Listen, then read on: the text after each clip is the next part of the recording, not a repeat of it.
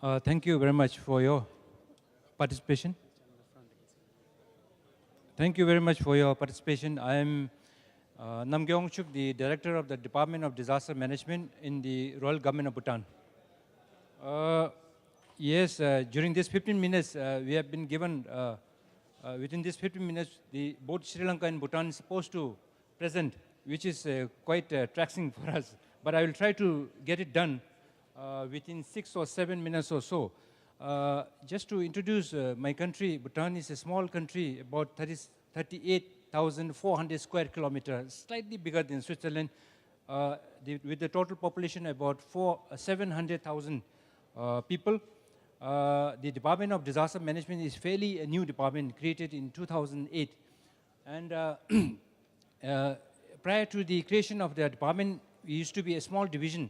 And in 2006, just to have, because Bhutan is also a very prone country from various hazards, like glacial lake outburst flood, earthquake, landslides, flash floods, windstorms. And in order to tackle all those, we were asked to frame a very strategic document, which we call it as a national disaster risk management framework in 2006, which has been approved by the country, by the government. And in this document, the certain strategic policy of the government has been reflected in this framework, whereby the disaster is can be approached on a multi-sectoral or multidisciplinary approach, and also the disaster management would be mainstream. The disaster risk reduction would be mainstream into the sector-specific development plans and policy.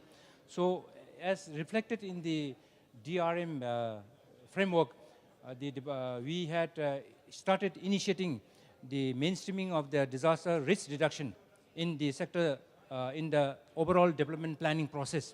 And this we have done it through the help from the Asian Development Preparedness Center based in Bangkok, and through the PIP project, arrangement, partnership, priority implementation partnership project.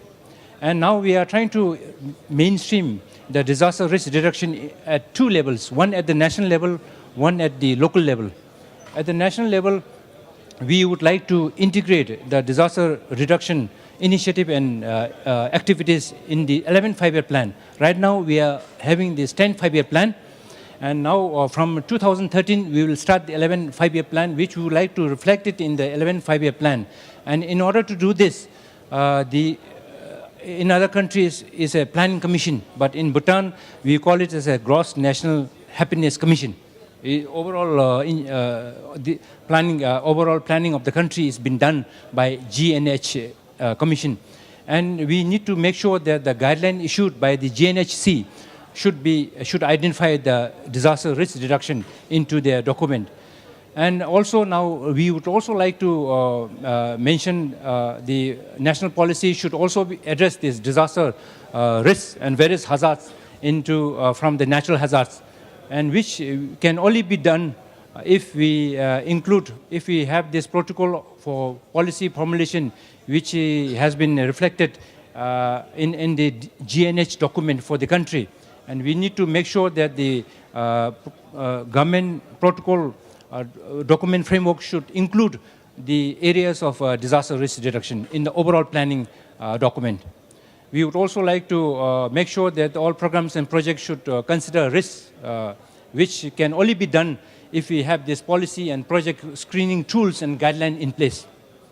Now, if you go to the local level, we would also like to include the local development plans, to consider the local development plan, to consider the disaster risk management into the local development plans, which can only be done if we have this local development planning manual, which needs to integrate the disaster risk reduction as a cross-cutting issue. We would also like to include the annual grant procedure for local development to consider the level of risk, which can only be done if we have this annual grant guideline for local government. These are very important, and we have to, it's a way forward at the moment, and we are doing it through the partnership and the concerted efforts of all the disaster management stakeholders. So through the partnership by all the stakeholders, and also we have to have a close link with the initiative on mainstreaming, because which the policy has already been framed by the by GNH, the Gross National Happiness Commission, which the DRR should find a place in that document. And of course, we are not trying to make any attempt to invent new tools. Rather, we would like to develop or strengthen the existing tools in order to integrate disaster risk reduction in the policy document, project screening tools and guidelines prepared by the Gross National Happiness Commission for the overall planning process in Bhutan, both at the national level as well as at the local level. And of course, as all of us know, that we have to have a continued support. Of course, all the screening, the guidelines, the framework has been done by the commission, but gradually it has to be passed down to the local level for people at the local level to plan and to include it in their planning process. So this takes quite a while, but nevertheless we are doing it. And of course, again, in order to prepare to identify the risks and also to prepare for the risk reduction activities, we need to identify the various risks. For this, we have to have the various risk assessment hazards map and risk maps. And of course, we are having a problem of the capacity, technical capacity. Actually, we need to build up our own capacity in each and every level and also in all the sectors. And as I said, this is just a beginning, actually. We are just taken a first step, and there are a lot more to be done. So thank you very much for your attention. Thank you for the time being given. And I'll go fast because I think about 5 minutes I have left. And basically, the Sri Lanka, we are concerning about this housing damages in Sri Lanka due to floods and the landslides. So we thought of mainstream in DRR into housing sector and with the assistance of the ADPC technical assistance. And we are divided into three stages. Like first one is the policy. We look at the policy of the various agencies.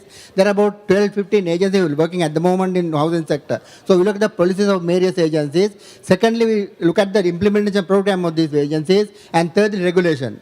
Now, first one policy, we were able to, through this project, to change some of the policies of national housing policy, including the DRR, in the national physical planning policy, and also national local government policy. The local government sector also important in this regulation part, and also the urban development policy. So we have been working with these agencies, and some of the policies we included the DRR component to the policy level. The second one is implementation stages. We have taken two projects, one in a landslide area, one is a coastal belt. And we were able to implement these things, including the DRR component. So that we have learned some lesson from that. And then with that, we have included the regulatory process. And that regulatory process, we have included the change the permit procedure housing in the local government sector as well as coastal areas. So these are two areas that we have worked in. And with that, we were planning to change the entire thing in other areas also. This is a pilot project.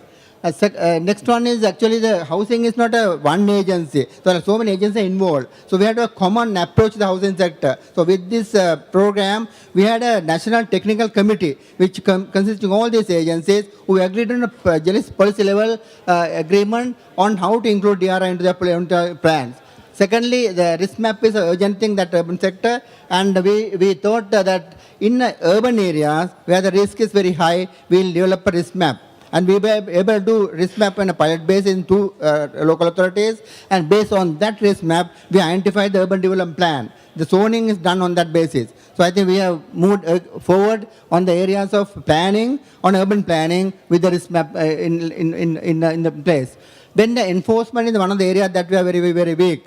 So including building codes into the plan. So what we did was, in the urban plan development, we identified areas, high risk areas, low risk areas, and areas that could be allowed with some conditions. So we have included those things into the plan, which become a legal document. So therefore now that become enforcement is much easy with the plan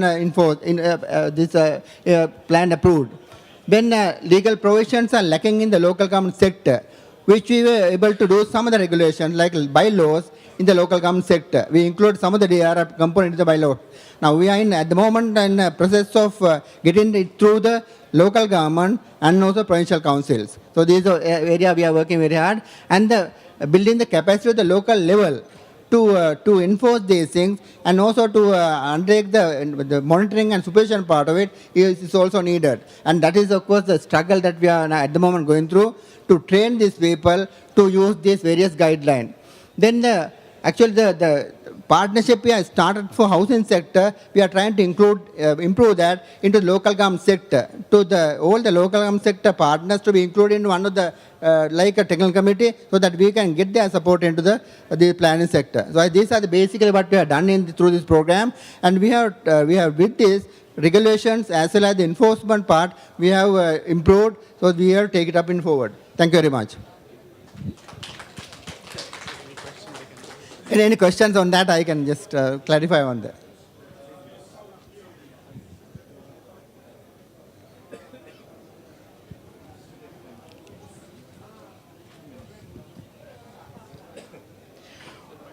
One area actually I want to highlight is the coastal area where the tsunami is very much affected by us. So we were able to develop maps for the coastal belt, a risk map, where we identified certain guidelines to construct the houses in those areas. So there are some areas which are prohibited areas, some areas allowed with some conditions. So I think these are now with the local government sector for implementation. So I think we have done that in some areas, especially in the high country, hilly side, where the landslides are very much prone. We have now developed some of the guidelines where some of the hill areas we are not allowing any construction.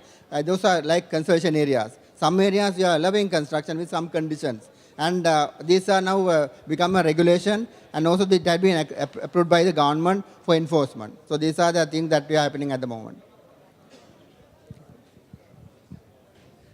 When you go for new regulation, or include new features in the building bylaws in those, and the municipal bodies or municipal corporation which have been existing, so then the engineers or the persons who have been handling, scrutinizing those things, they may not have capacity to do.